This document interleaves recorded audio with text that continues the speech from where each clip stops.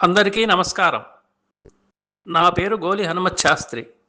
తెలుగు వాడిననే వారికి, తెలుగు వాడి తెలిసి తెలుగు వాడేవారికి గోలీస్ గోలీలు యూట్యూబ్ ఛానల్ స్వాగతం.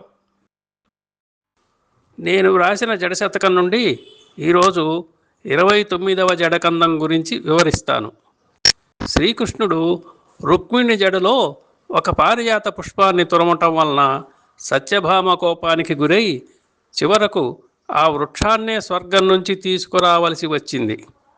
జడ అంటే హరికి కూడా భయమే అనే భావంతో వ్రాసిన ఈ పద్యాన్ని వినండి.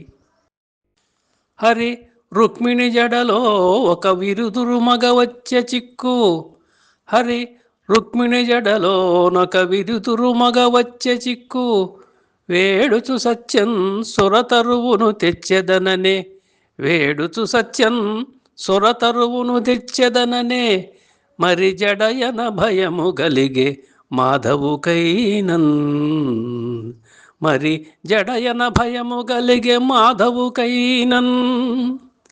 మరొకసారి, హరి రుక్మిణి జడలోనొక విరుదురు మగ వచ్చే చిక్కు, వేడుచు సత్యం సురతరువును తెచ్చెదననే, మరి జడయన భయము గలిగే మాధవుకైనన్.